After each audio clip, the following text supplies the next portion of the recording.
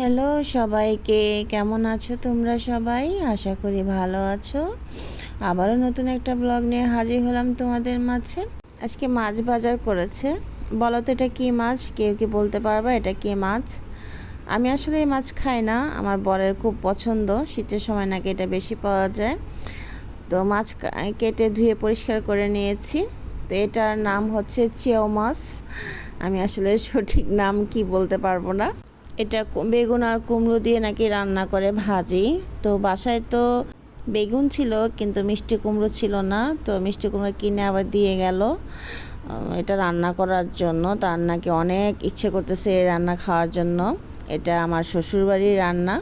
হ্যাঁ, তো আমি কখন আসলে রান্না করি না, খাইও নাই। তো বড় যাকে ফোন দিলাম, বলে যে এটা কীভাবে রান্না করে। তো তখন বললো আর কি এভাবে রান্না করতে। তো সেটাই আজকে তোমাদের সাথে শেয়ার করব। কে কে এই মাছ খেয়েছো প্লিজ জানায়ও, আর কিভাবে রান্না করো সেটাও জানায়ও। তো মিষ্টি কুমড়া তো আমাদের বাসায় কেউ খায় না। আমি মাঝে মাঝে খাই কিন্তু সব সময় না, তেমন একটা পছন্দও না। তো দেখা যায় এনেছে, এটা যদি রেখে দেয় আর খাওয়া হবে না, নষ্ট হয়ে যাবে বা পচে যাবে। সেই জন্য ভাবলাম যে একসাথে ভাজি করে ফেলি। তো কিছুটা মিষ্টি কুমড়া ভাজি করব আর কিছুটা মাছ দিয়ে রান্না করব, এই তো আর কি। মিষ্টি কুমড়া ভাজি তো আমরা সবাই করতে পারি, এটা তো আসলে দেখানোর বা বলার কিছুই নাই। তারপরও যেহেতু রান্না করছি তাই তোমাদের সাথে একটু শেয়ার করলাম, এই আর কি। অনেক নতুন নতুন বন্ধু আমার পরিবারে যুক্ত হয়েছে, তাদেরকে জানাই আমার অসংখ্য অসংখ্য ধন্যবাদ আমার পরিবারে আসার জন্য, আমাকে সাপোর্ট করার জন্য। আর পুরনো বন্ধুদেরকেও জানাই আমার ভালোবাসা। যারা আমার ভিডিও দেখো কিন্তু এখনও আমার চ্যানেলটিকে সাবস্ক্রাইব করোনি, তাদের কাছে অনুরোধ, যদি আমার ভিডিওটি ভালো লেগে থাকে তাহলে প্লিজ সাবস্ক্রাইব করে আমার পাশে থেকো এবং আমাকে সাপোর্ট করো। আর যারা সংখ্যা উল্লেখ করছো তাদের কাছে অনুরোধ, প্লিজ সংখ্যা উল্লেখ করো না, ভিডিও সম্পর্কে গঠনমূলক কমেন্টস করো, তা না হলে তোমারও ক্ষতি হবে, আমারও ক্ষতি হবে। আসলে এগুলো বলে কোনো লাভ নাই, যে করার সে করবেই, কারণ প্রতিটা ভিডিওতে আপুরা বলতেছে কিন্তু কেউ তো কারোর কথাই শুনতেছে না। হয়তো তারা কোনো ভিডিওই দেখে না, এসে একটা কমেন্টস করে চলে যায়। হ্যাঁ, এগুলো যে কত ক্ষতি হচ্ছে সে বুঝতেই পারতেছে না, নিজেরও ক্ষতি হচ্ছে আমাদেরও ক্ষতি হচ্ছে। তো বলে কী লাভ? জানি না কে কতটুকু ভিডিও দেখে, কিন্তু আমি যার ভিডিও দেখি একদম ফুল ওয়াচ করে দিয়ে আসি, কারণ আমি চাই না অন্যের ক্ষতি হোক আর নিজেরও ক্ষতি হোক, কারণ সবাই কষ্ট করে ভিডিও বানায়, তাই না?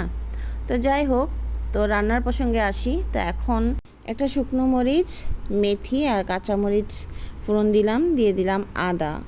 আদা দিয়ে তেলের মধ্যে একটু ভেজে নেব ভালো করে। দিয়ে দেব একটু হলুদ, হলুদ দিয়ে আর একটু ভেজে নেব, একটু কালারের জন্য হলুদটা দেওয়া, আর কিছুই না, কারণ এর আগে তো আমি হলুদ দিয়েছি। তো এখন দিয়ে দেব কুমড়োগুলো। আসলে ভিডিওটা স্কিপ হয়ে গেছে, তো এখন দিয়ে দেব বেগুন আর চেও মাছ একসাথে দিয়ে ভালো করে একটু মিশিয়ে নেব, ভালো করে একটু ভেজে নেব আর কি। তো দিয়ে দেব কাঁচামরিচ, দিয়ে একটু ঝাল ঝাল হবে, কারণ আমার বর একটু ঝাল খেতে পছন্দ করে, এই জন্য কাঁচামরিচটা বেশি করে দিলাম। দিয়ে দেব ধনে পাতা, দিয়ে নেড়ে চেড়ে নামিয়ে ফেলবো। এই তো হয়ে গেছে আমার চেও মাছ রান্না। শ্বশুরবাড়িতে নাকি এভাবেই রান্না করতো, আমি প্রথম রান্না করলাম, কারণ সেই স্বাদ নাকি হয় নাই, নাও হতে পারে, কারণ এক একজনের হাতের জস তো এক এক রকম থাকে। আর যেহেতু আমি প্রথম রান্না করছি, ভুল ত্রুটি হতেই পারে। আমার শ্বশুরবাড়ি আসলে তেমন একটা যাওয়া হয় নাই, আমার 24 বছর হয়েছে বিয়ে হয়েছে, আমি মাত্র 2বার গিয়েছি, এর বেশি আসলে যাওয়া হয় নাই, হাজব্যান্ডও নিয়ে যায় নাই, তাই আমার যাওয়া হয় নাই। যাই হোক, শ্বশুরবাড়ির কথা নাই বললাম। তো এটা হচ্ছে সন্ধ্যার পর, দেখেন আমার বাসায় মেহমান এসেছে।